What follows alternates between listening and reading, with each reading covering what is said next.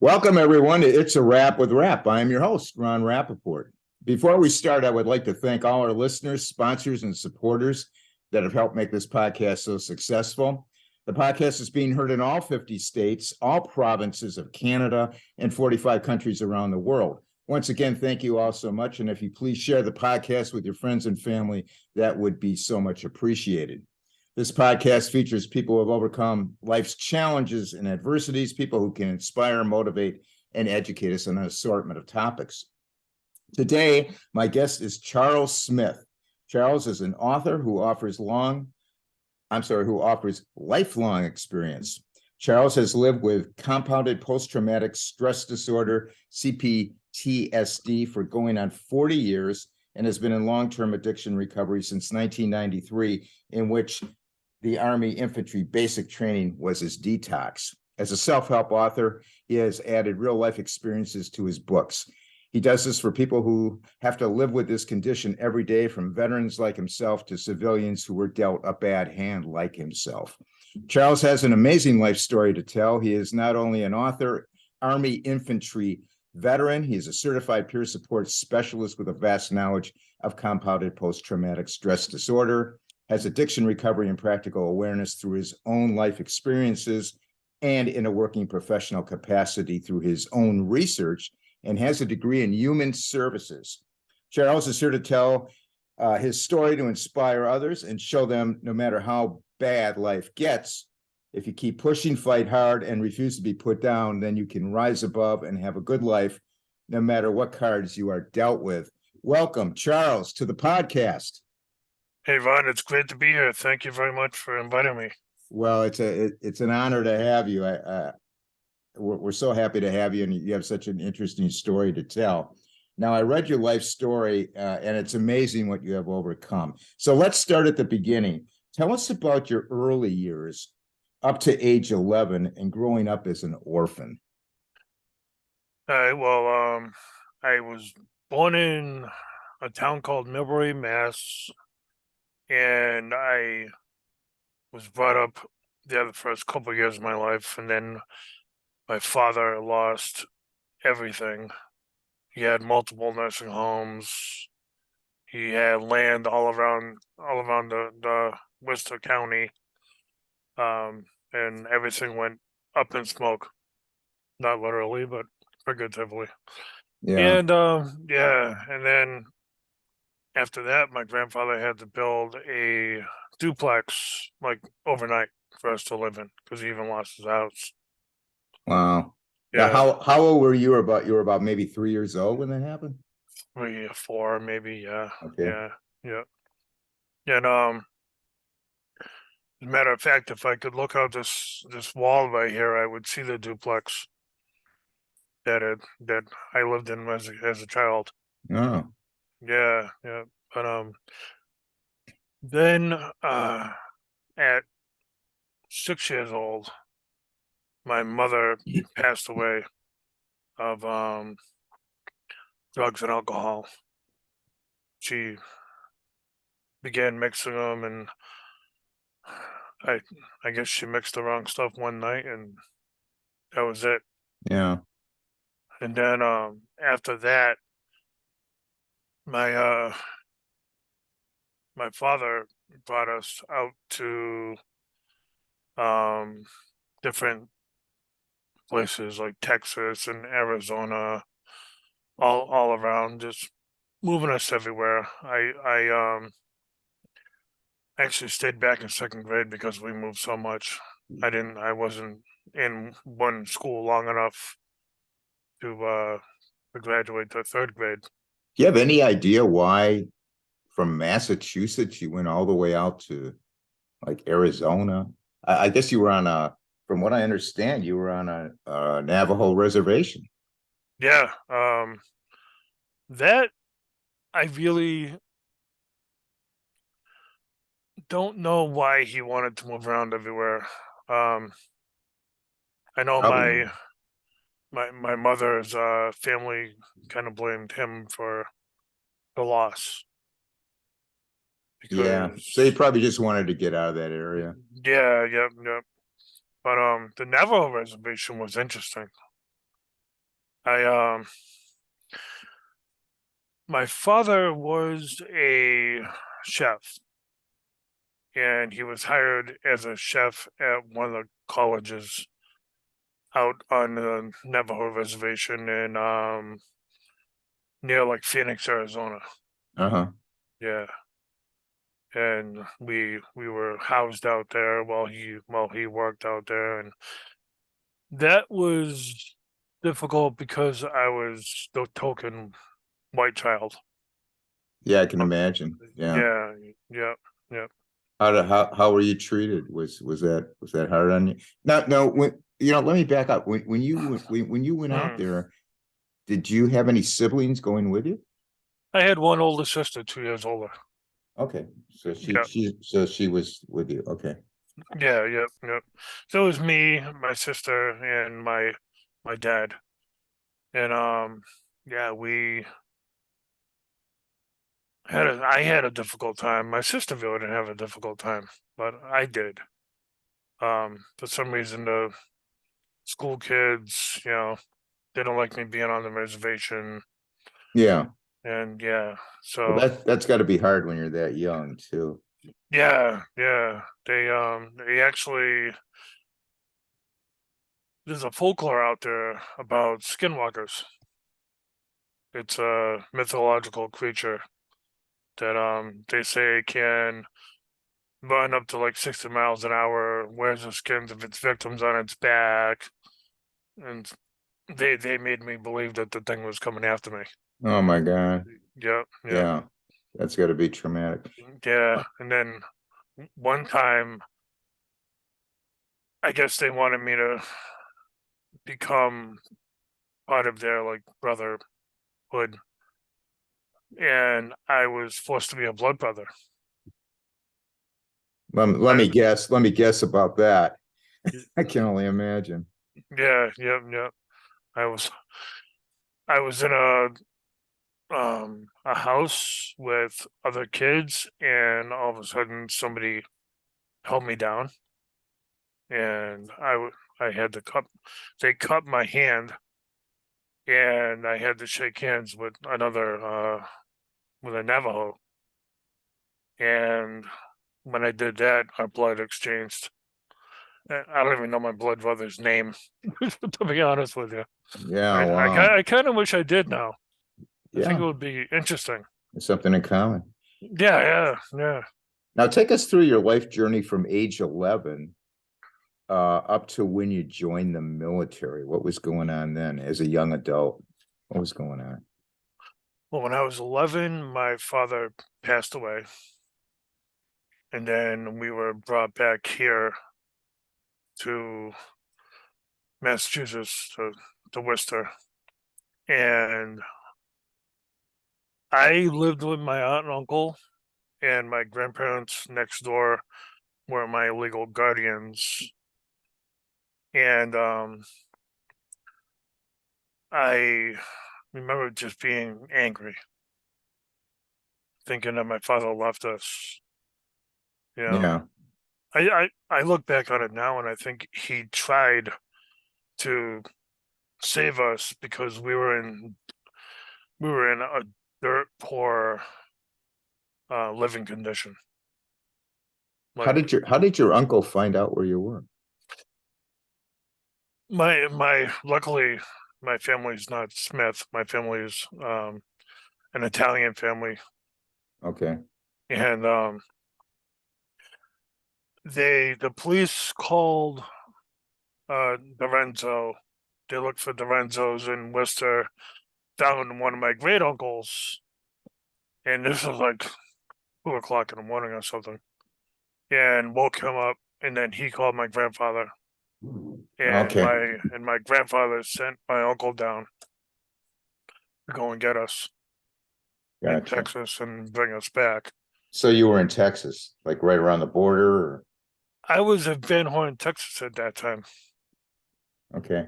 Yeah, now it's a little bit more well known because of the stuff going on with NASA and Van Horn, Texas. But Okay. back then it was like a one horse town per Yeah. se. You Yeah. know. So So you said you were kind of you were in an angry mood, resentment. I Uh, was angry and vengeful. I was just really, which is understandable. yeah. Like I talk to my friends now that I had back then, and I asked one of them back in August. I'm like, "What was I like growing up?" Because I honestly forget with my PTSD and my TBI. And I was like, "What was I like growing up?" And he said that I was looking for family, Okay. and I found it within my friends because I my uncle and my grandfather and everybody were trying to like be my parents, and I didn't want any of that. I just the more they tried, the more I pushed back. Was there any substance abuse or anything like that going on? Later in like 15, 16, me and my friends started drinking and smoking pot and smoking cigarettes. But when I was about 17, 18, I started hanging out with one of my cousins who was into crack cocaine. And I ended up doing it with him, and that's when I really got more and more into crack. And I ended up being just graduating high school by the skin of my teeth, just existing.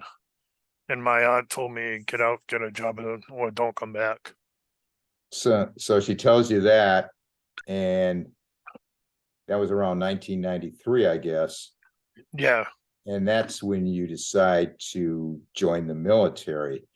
Uh, tell us about your military experience. And I understand during basic training and what they call AIT, Advanced Individual Training, you were actually, and I don't know if others knew around you, but you were actually detoxing. yeah. I What was had a that? call. What was that like? I had a couple of people that did know other soldiers. They figured it out along the way, but it was one of the most difficult things in my life. But the commanding officers, no idea. They had no No, idea. nope, nope, No idea. no. I mean, I was just a skinny kid from Worcester. They didn't Yeah, know why I was skinny because I was did yeah. years of crack. But yeah. And So then you were at Fort Benning in Georgia, yes, yep. and that's pretty rigorous going through boot camp and all that. That was very rigorous, and that was one of the things that was most difficult for me was not only was I trying to get stronger mentally, but also the physical part was just, I had a couple of friends, Hull, last name was Hull, and I had one guy, Dagger, that they kept on pushing me to do push-ups and sit-ups, and they stayed up late with me all the time, and just, they Yeah, got me through it. I got myself through it, but they got me through it. yeah. Well, yeah. I'm You glad you know, had the help. Do yeah. you think the training helped or hurt you? I think it helped. I I think it gave me something else to focus on. I mean, it's like I work for an addiction recovery center now called Aware Recovery Care. Uh-huh. They have it down there in Florida too. Okay. And one thing I tell my clients is, you know, they're like, "Oh, it must have been so difficult." I'm like, "You guys have choice. My choice was taken away from me. You know, Right. willingly, I took my choice away from me. But like the people struggling with alcoholism and stuff, they have the choice to go down to the bar or go down to the liquor store. I didn't have that choice. That's I was, true. Yeah, yeah. Or you would have So been you would have been booted out. yeah, yeah, That would yep, have been yep, the end of it. yeah. So after your military experience, from what I understand, things kind of went downhill fast. Tell us about that. I know there was a couple of losses going on in the family of yours, and I know there was some incidents of carving. You could tell us about that, and of Yeah. course depression, and then there was actual suicide attempts. So yeah, can you talk Yeah. about that a little? A couple years after I got out in '96, and then that happened in 2001. My grandfather and my uncle both died a month apart from cancer. And that was like losing my father twice all over again. Yeah, You know, and it didn't hit me that it was like that until it happened. You know, because I spent so much time like pushing back and stuff that when they died, it was like, now you lost your chance. huge hole, huge hole. Yeah, yeah, definitely. Yeah, Yeah, yeah. And that put me in a really dark depression. And I began carving on myself a razor. Thankfully it was a razor because it didn't leave any big scars on me. But yeah, just to feel something other than what I was feeling. To stop that aching in my heart yeah, for, a you lot know, of pain, a lot of pain yeah, there. yeah, a tremendous amount of pain. And I I'm often asked, why didn't I go back to you know, drinking, drugging, or even smoking pot? And I don't have an answer. I just didn't. So you would say that that was probably your rock bottom. Yeah, definitely. Yep, yep. And that's when I decided to just end it one night. I carved the words "F U world," spelled out Yeah, F U world in yeah, my arm, yeah. and took a bottle of sleeping pills and went to sleep. Really? Yeah, Wow. yeah, yeah. And then a couple hours later, my my friends came home and they found me. And because I was living with friends at the time. And they came home and they found me and they rushed me, or they called the paramedics, and the paramedics sent an ambulance, and then I was in a hospital, UMass hospital in Worcester, and that's when they pumped my stomach and everything, and I stayed a couple. I think I stayed a couple of days there, and then they sent me to a psych ward in Brockton. It was a VA psych ward Yeah, in Brockton, and after that, after spending about I'd say a week there, they sent me to a place called Court Street Shelter in Boston, which was actually full. So at that time, I went out. They said, "Hey, there's no place for you," and just like that. yeah, No yeah, place to sleep, and you're out of here. Is that it? yeah, yeah, pretty much, yeah, yeah, Wow. That's no yeah. way to treat a veteran. And by the way, thank you for your service. You are welcome. And no, it's not. Like there's a couple of shelters around that you can sleep in, but I stayed one night in one, and I had to smuggle a knife in, and I slept with it underneath my pillow because of the stories that I heard. Wow. People being robbed and molested and all kinds of So crap. there's really no supervision in these places to speak of. There is, but these when you have like 50 to 100 people, not Right. just veterans, but civilians and veterans alike, and you maybe have a handful of staff, Yeah. you really can't keep an eye on everything. Right. Right. Yeah. So from there, you're like, they're homeless on the streets of Boston.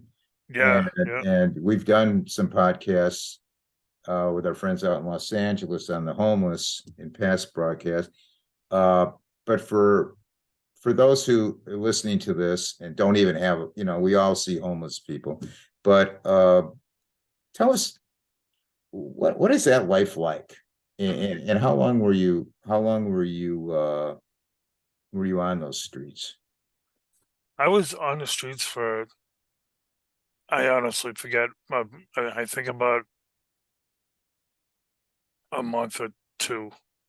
I think the time was really a blur, Yeah, but I remember like showers were out of the question. You stayed wherever you could to get shelter. Um, there's homeless encampments all around Boston. Like even in Worcester, there's like 200 different homeless encampments. And and what year was this was happening? this was 2001. It was right before, no, it was right after, 9/11. yeah, right after 9/11. Yep. Okay. Yeah, and I would stay in different homeless encampments. I would stay in like ATM booths. You have your ATM card Yeah. and you get into the Oh room. yeah. I Right. would stay in one of those if it was raining. You know, um, you would learn when people in restaurants would leave food out and get food that way. You would there was like um places that you can get food, like soup kitchens and whatnot. Well, let me ask you a question. Being a Mm. veteran, didn't you have some money coming in from the VA? Not right away, no. No. No, no. So you're I pretty need much I you're destitute out there? Yeah, yeah. I mean I had like a $500 limit on my credit card, which was gone in the first couple of weeks. On my bank card rather, which was gone in a couple of weeks. And that's 500 that you can overdraft. So then after that I didn't have any more money except for, and I really didn't panhandle Yeah. because I've always had a problem asking people for stuff. Yeah. Yeah. So So you kind of just had to fend for yourself. yeah, yep, yep, And it's a couple of months. yeah. And then And I went back to uh Court Street Shelter eventually, and they did put me up. okay. And then that's when I was able to get veterans money because I had talked to a counselor and he said, "Hey, he introduced me to the VA and everything." And that's where I also found out that I had PTSD. But yeah, they got me non-service connected, which was like $1,000 a month with the VA. So what's interesting is you learn about all this while you're on the streets, but what was any of this told to you before you were discharged? No, Really? and I didn't even really know about the VA. I mean, even though I was in the Brockton VA, Yeah. I was so out of it. I didn't even know that So I was in nobody the nobody VA. took nobody took the extra step and said, hey, when Charles feels better, we're going to take him aside and teach him what's going on with the VA. Right. Nobody really did that. No, You no. can you fell between the cracks, Yeah. so to speak. Okay. Yep. Yep. Uh, so what are your thoughts on the current homeless situation of our veterans, and what do you think can be done to stem the tide of our vets, especially the vets that have, and we'll get into this, the compounded PTSD. Right. What are your thoughts on that? I think a lot of homeless in general, um, how do I say this? They in my experience, the homeless shelters would fill up in the wintertime and they would clear out in the summertime. And a lot of that has to do with addiction. Okay, And when I say that, I don't mean that every homeless person is an addict right, or because they're not. right, People get homeless for all kinds of different reasons. sure, So I don't want that stigma going. But for veterans, like I was talking to one guy in England uh last week or the week before, and he was saying how when a veteran in England is affected by PTSD on the battlefield or in the military, then they um they work on it right there, right then and there. A lot of us, we fall through the cracks, as you said, yeah, with the PTSD. I think that is one of the major things that we need to work on is getting these veterans help as soon as possible. right, If and you're in a firefight, yeah, yeah, and probably early diagnosis, I'm assuming. yeah, definitely, yeah, Yeah, yeah. Like have like I know it's wartime and whatever, but have like a sit down with each soldier after a battle. yeah, Say, hey, how do you think this affected you? And let them know that it's okay to reach out. right. That it's okay if you're being ill affected.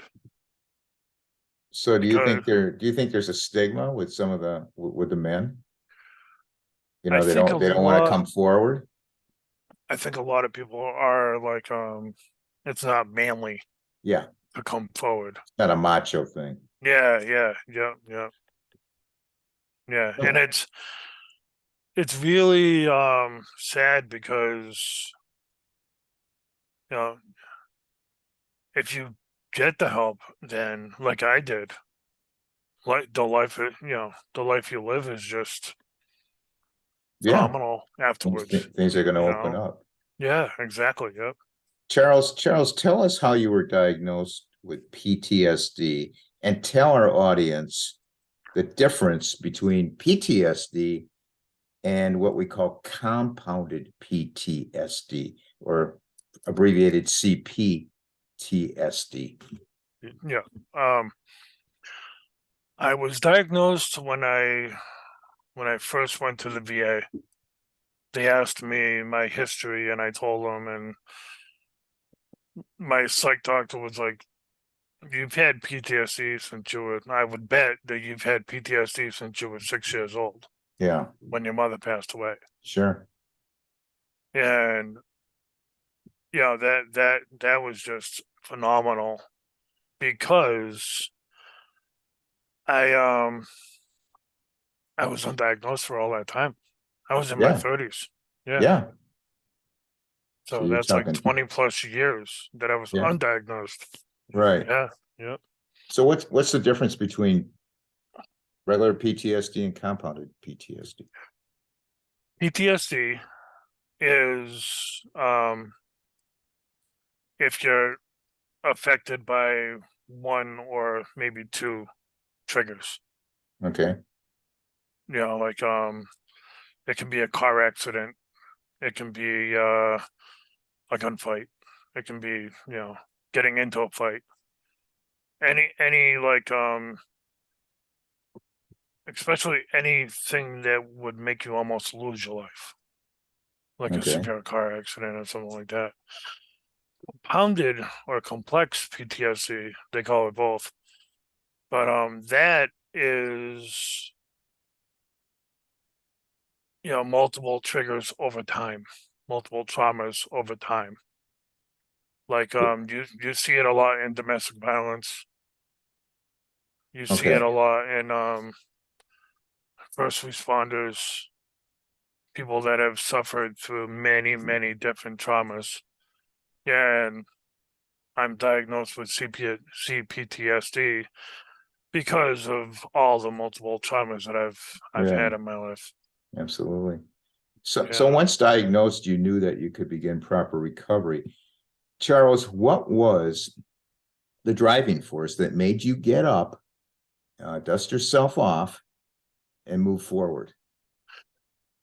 Seeing the other veterans that were suffering, because I don't know why it didn't happen to me in the past, but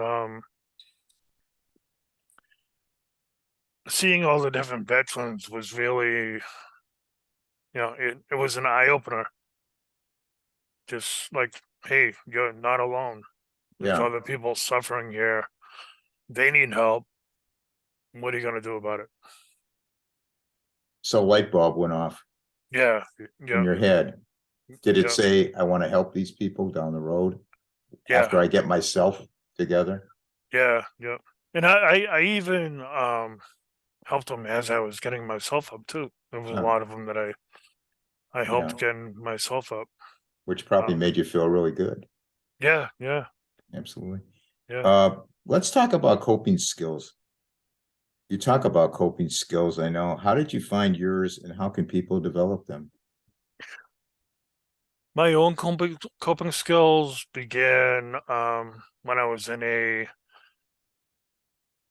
shelter in Gardner.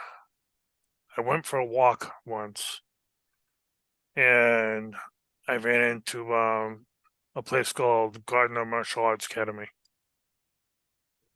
and I I walked by a couple times before I actually had the guts to go in, Mm-hmm. and then I met who's still a great friend of mine, Vinny Smith, and I met him, and he brought me on as one of his students, and that became one of my like main coping skills. And then after time, I got into meditation, I got into yoga and boxing and some other um, active coping skills. You have to find your own coping skills. Like I can't tell you that meditation is going to work for you. Right. I can't tell you yoga or anything else is going to work for you. The way that you find them is something that makes you happy, Okay. something that has a positive impact on you. You So know, for people out there, it could be gardening, right? yeah, oh yeah, definitely. Yep, yep, Okay. Something like that. yeah, yep, Or exercise, right? yeah, definitely, yep. Okay. Walking. I go. We have a place called Purgatory Chasm here, and I go for walks over there like twice a week. Just out in the wilderness. It's like a lot of different rock formations and stuff that you can climb on, and so Yeah. yeah. But So yeah, there's negative coping skills and positive coping skills. now A negative, what would be a negative one? like drugs, Oh, alcohol. oh, okay. Gotcha. Gotcha. Yeah, yeah, yeah. You don't want Something to that, be, yeah. yeah, something that has a negative effect on you. So you want to stay away from those. You just Yeah. want to find the positive coping skills. Now, one of your attributes is being a certified peer support specialist. What is it? What is a certified peer support specialist? A certified peer support specialist is I am certified to work with people in mental health, like Okay. with coping skills, helping them develop coping skills, helping them acclimate into the community, that sort of thing. I've done a lot of that in my past, and that transfers over now to aware recovery care, where I'm a recovery coach. So it's kind of like the same thing.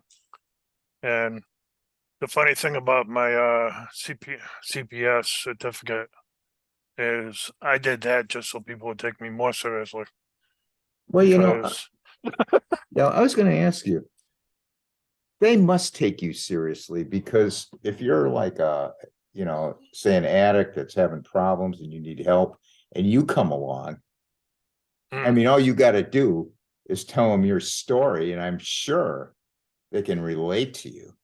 No, yeah, It's not like you're coming out of college with who's never had taken a drug in their life or something. You know, I mean, you're the real deal. You've been right, through it. right, So right. I'm sure you must get a ton of respect for what you're doing from these. In the people in recovery and stuff like that, I get a ton of respect. Yeah, But people look for people that have like businesses and whatnot. They look for people, oh, do you have any degrees? Yeah, life. yeah, exactly. Do you have any degrees on paper? And now I can say, yeah, I graduated top of my class in human services for your associate's degree. I am a recovery coach, and I also have various other certificates too. Yeah, I did all that just to shut those people up. yeah, that was Pretty smart of much. you. That was definitely definitely smart of you. Uh, Curious, how do you get people? What's your philosophy on getting them to stop addicting habits? One is developing positive habits, developing new habits. Um, Another one is, if you're battling alcoholism, stay out of the bars, stay out of the liquor stores, Yeah, that sort of thing. I teach people, my clients, a lot about mindfulness. mindfulness. Okay. Yeah, yeah, because a lot of them, they're stuck in the past. Like, oh, I heard this one with my alcoholism, and this one hates me because of this, and they just dwell on that. So I try to help them to focus more on the here and now and the future, because we've all made mistakes, we've all burnt bridges along the way, Yeah. but the people that are gonna forgive you are gonna forgive you, and the ones that don't are not, and that's the bottom line. And you just gotta accept it and move on. Yeah, yep, acceptance. So you're now an author of several self-help books. Tell us about your books, and where they can be found. I know your self-protection book was your first book, I believe. Then you did a book on PTSD, and then you did another book on positive thinking and one on addiction recovery, if I have it correct. So can you Yep, tell us a little bit about that, where you can they can find all them? be found on lifelongexperience.net. Okay, that's your website. Yes, yep, yep. And yeah, I have one on self protection, which also has information on surviving an active shooter event. And I teach people, I don't teach them to fight, I teach them to use their heads, Okay, to think your way out of a situation instead of fighting your way out. Because there's a lot of seminars out there that teach people like hand to hand. Like, come to this 1 hour class of hand to hand and you'll be able to protect yourself on the streets. No, that's not how it works.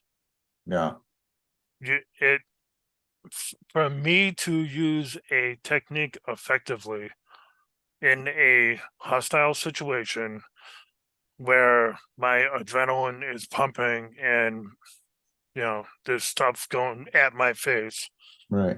you have to train for 90 hours on one technique in order to use it like that without even thinking about it. You 90 know? hours, that's a lot. Yeah, yep, yep.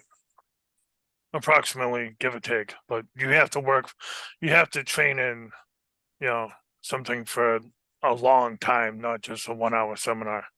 Right. And so I teach people like different techniques such as if you're thinking you're being followed in a car, where's the first place you should go? I would think a police station, maybe. Exactly. Yep, yep, Okay. yep.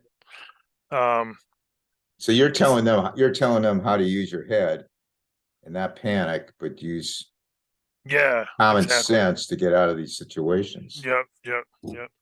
And I worked as a private investigator for a time, and people like drones a lot, especially in the morning. Like if I wanted to follow someone that I thought was cheating on their husband or their wife or something like that, I wouldn't wait outside their house and follow them. No, yeah, I would wait at their Dunkin' Donuts, or I would wait a couple streets down where I know they're gonna pass.